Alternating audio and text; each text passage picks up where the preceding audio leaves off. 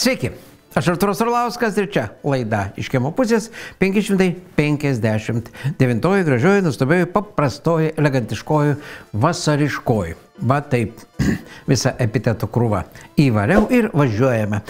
Nuo gerų žinių, aišku, noriu visiems padėkoti už jūsų komentarus, už tai, kad paremėte visą mūsų komandą tiek Patreon platformai, tiek pervesdami vienkartinę paramėlę į komiko teatrą. Ačiū visiems tikrai už tą bendrystę, draugystę, už tai, kad siunčiate mums įvairiausią medžiagėlę. Ir, kaip sakiau, pradedame nuo gerų visai Lietuvai žinių.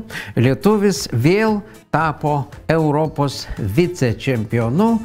Šį kartą tokios imtynės, dvikovės sporto šaka, greplingas.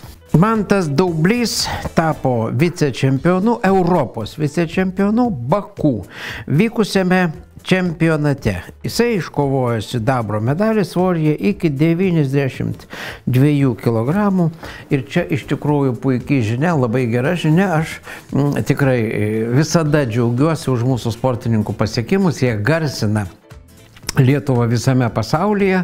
Ir dar kartą pabrėšiu, tokia maža valstybė, o turi tiek daug įvairiausių čempionų ir mes turime jais didžiuotis, mes turime džiaugtis, mes turime apie juos kalbėti ir juos visaip kaip mylėti, garbinti ir skatinti juos siekti dar geresnių rezultatų ir dar labiau garsinti Lietuvą. Čia gera žinia, įdomi žinia. Kaip aš sakau, yra socialdemokratai ir yra seilė demokratai.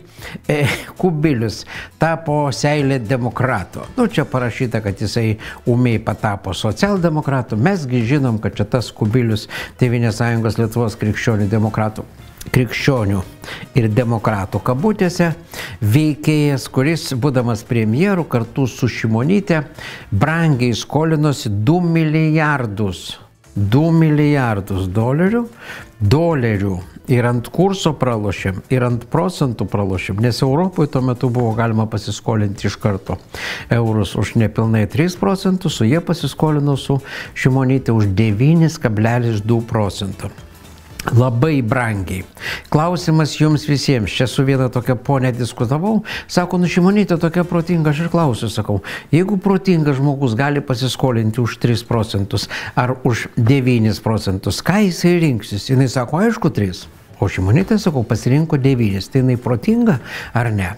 Ar jinai tiesiog turėjo kažkokią iš to naudą? Jeigu jinai durna, tada viskas aišku, tada jinai skolinosi už 9, nes buvo kvaila. Jeigu jinai protinga, kaip sako ponia, ir skolinosi specialiai blogiau, reiškia, tada jinai protinga, bet turi iš to naudą ir visai Lietuvai gamina nuostolius, nes po šiai dienai mes dar mokam milžiniškas palūkanas, kelis šimtus milijonų per metus už tą legendinę šito veikėjo Kubilistano paskolą kartu su Šimonyte. Čia jie iš tikrųjų gražiai atrodo, veidelis gerokai panešiotas jo ir jisai dabar dar kandidatuoja į Europarlamentą toliau rodyti šitą fioletinę fiziomordiją tenais. Nu, aš kaip suprantu, Europa jo nelaukia, kaip ir jo kolegės. Beje, jo draugė, bičiulė ten pati net gyrėsi, kad jie ten vynelį Briuselį nebrangiai geria, pigesnio prisipirkę. Tai šita Rasa Juknevičienė, gražuolė, kurios brolis ten turėjo kažkokiu tai veiklų Rusijoje su geležinkeliais. Šitą irgi istoriją žinom, jinai kai buvo krašto apsaugos ministrė. Tai jinai pasirodo yra vatnikė. Kitus vadindama vatnikais, pati yra vatnikė ir pati neša gėles ant rusų kapų. Ir Hitleris, ir Stalinas, ir nacizmas, ir komunizmas, ir stalinistinė Rusija, ir hitlerinė Vokietija yra vienodi blogiai. Ir labai baisus blogiai. O kad būtų aiškiau dėl rusų tautos pagerbimo, tai man teko vakar, atsiprašau, dėti gėles Antakalnyje, ant rusų karių kapų.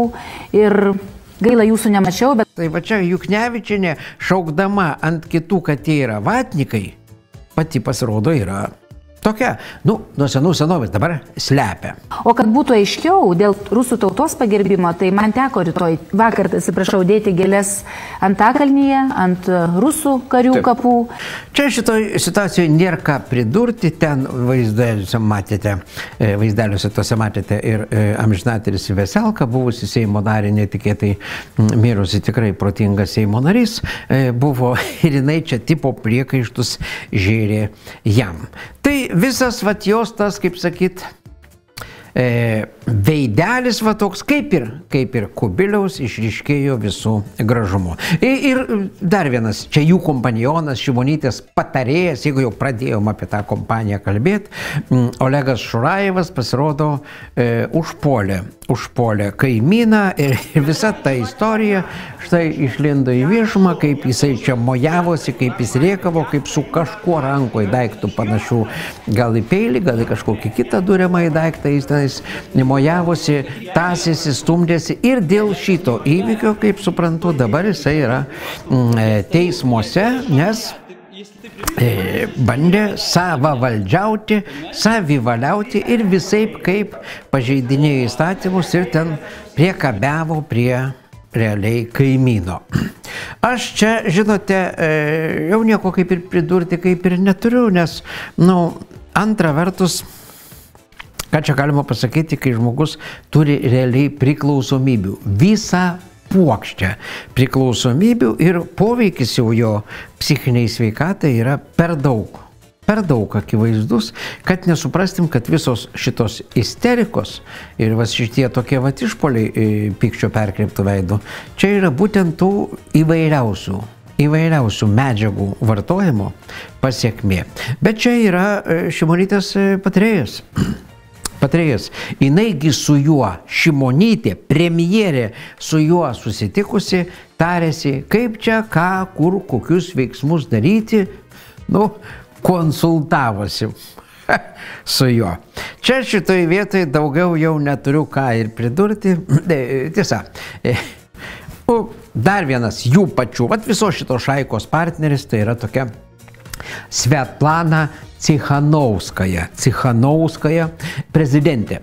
Baltarusijos prezidentė, čia Landsbergis Gabrielius taip nusprendė, kad jinai Baltarusijos prezidentė, sako mūsų Seimui, mūsų Seime, valdančioji dauguma, visi dabar subėkime ir pavadinkime šitą mergaitę prezidentę. Kieno? Baltarusijos. Ir išrinko ją Baltarusijos prezidentę. Bet kadangi Baltarusijoje jos niekad nepripažįsta, tai mūsų gražuoliai moka 33 berods tūkstančius kas mėnesį jos išlaikymų, o iš tų pinigų jinai dar pasirodo kažkam teikia ir stipendijas. Čia tiksliau mūsų pinigai, bet jie pavadinti josios vardu. Štai čia tas dokumentukas, kad jinai yra įsteigusi Cichanovskojos premiją studentam. Dar kartą priminsiu, kad jinai yra išlaikoma Lietuvos valstybės ir kainuoja virš 30 000, beveik 400 000 per metus. 400 000 beveik per metus. Šita niekieno nepripažinta prezidentė kainuoja mums. Apie ją jau nutilo beveik viskas, išnyko beveik ir prieš prezidento rinkimus negirdėjom jos palaikymo kažkurio tai kandidato ir apskritai tiesiog matyt savo vaidmenį suvaidino ir vakarai ją metė į šoną, jinai niekam nereikalinga, niekam neįdomi, dabar visas dėmesys ir į Izraelį, į Ukrainą, į Taivaną, šitą mergužėlė taip ir liko velnias žino kur. O mes vis tiek turim ją išlaikyti. Va čia ir kyla klausimas, o kodėl? O kodėl mes, o kodėl ne tie, kurie labai norėjo ją matyti prezidente. Važiuojame toliau. Štai tokia lentelė ir matome, kad Lietuva užima paskutinę vietą vidutinės pensijos ir vidutinio darbo užmokesčio santykyje. Paskutinę vietą visoje Europoje. Mūsų pensijos yra mažiausios, ir tas santykis su, reiškia, vidutiniu darbo užmokesčiu absoliučiai yra, katastrofa. Mes paskutiniai vietoj. Čia tiesiog šitas grafikas labai puikiai parodo ir išryškina visus melus, kai Šimonytė sako, kad mes gyvename geriausiai, nuostabiausiai, gražiausiai, mūsų pensininkai patys gražiausiai. Ir jie sako, mes dar pensijas padidinom, jūs dar nesitikėjo tokio padidinimo, kaip mes padidinom. Tai čia šita lentelė viską puikiausiai ir atspindi ir parodo visus tos jų melus ir demaskuoja. Tiesiog galit pasistudijuoti, bet paskutinė vieta yra per daug ryški, kad būtų galima sakyti, kad mes puikiai šitam grafike atrodom.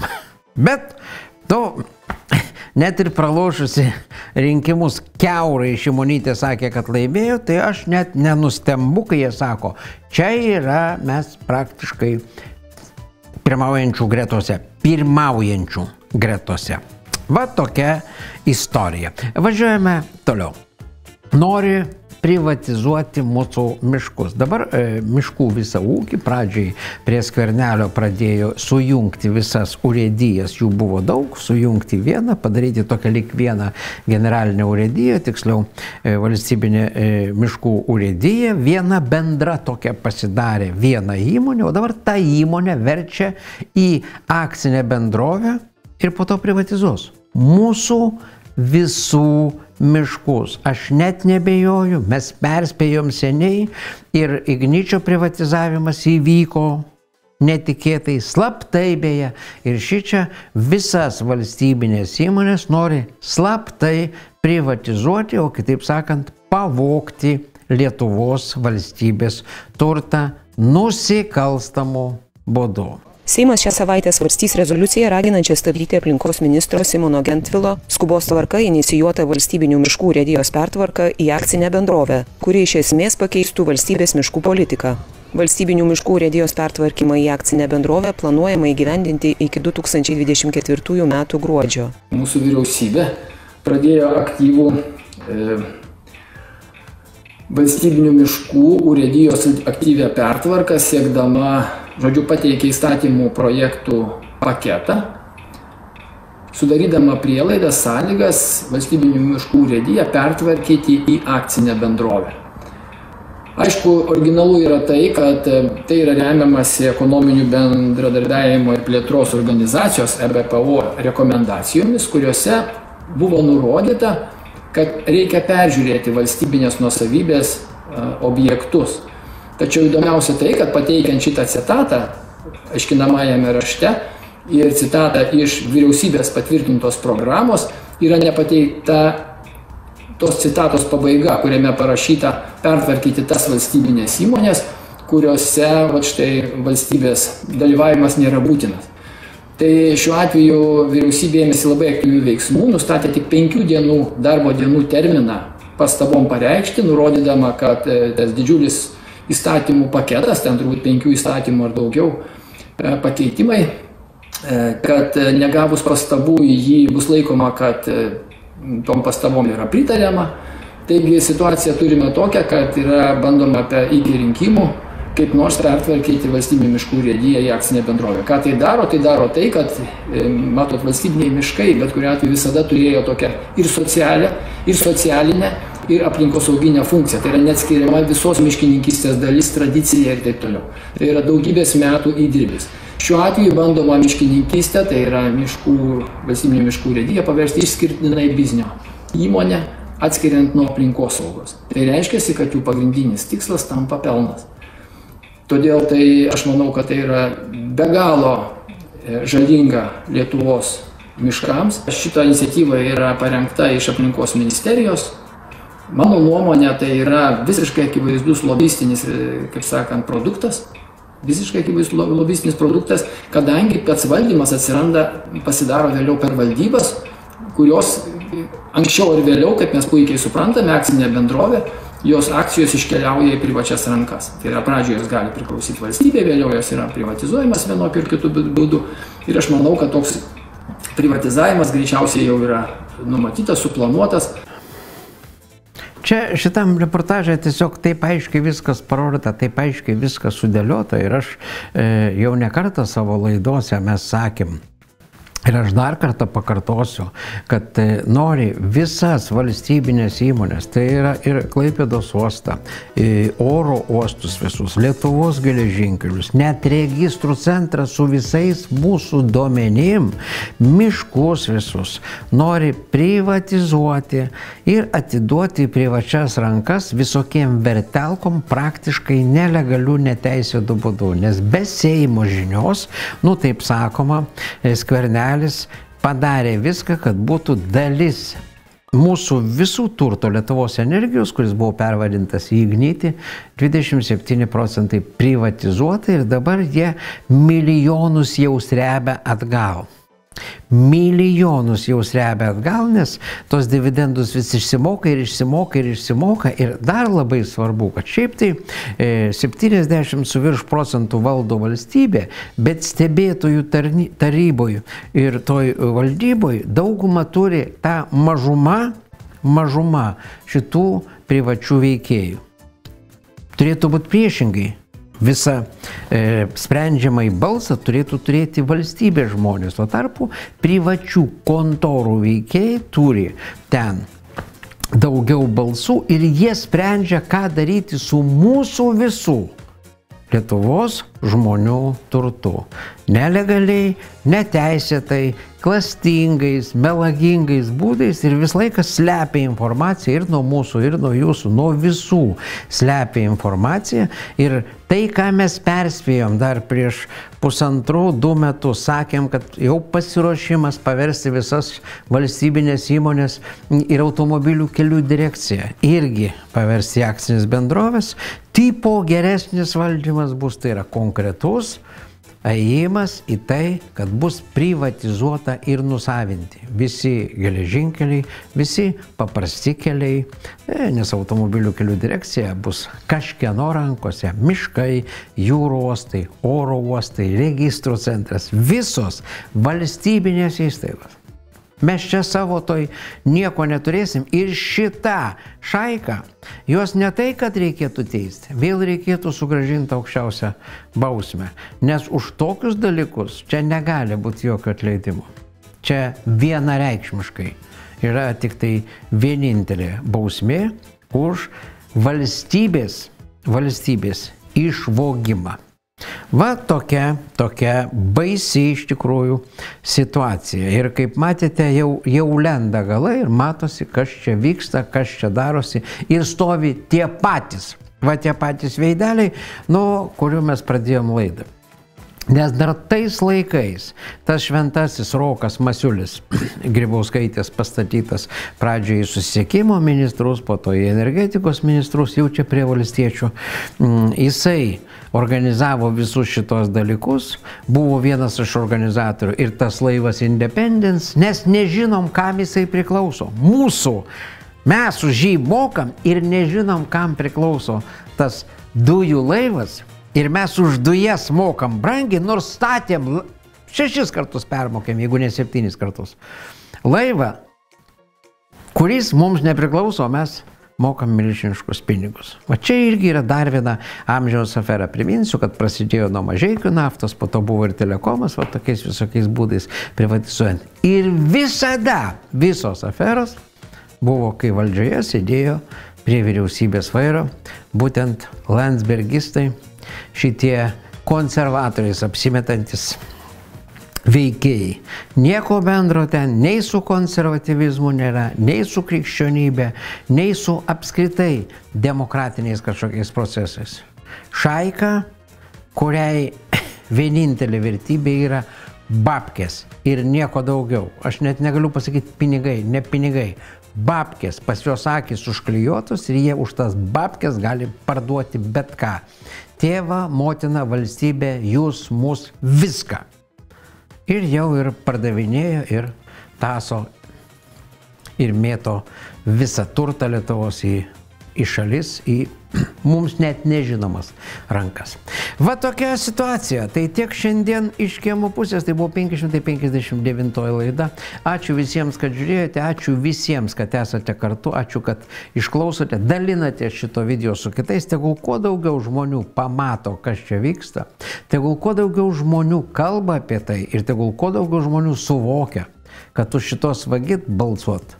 Tiesiog mes neturime teisės. Jeigu dar norime, kad mūsų vaikai gyventų Lietuvoje, mes negalime balsuoti už šitos. Mes tiesiog kito ginklo kol kas neturim.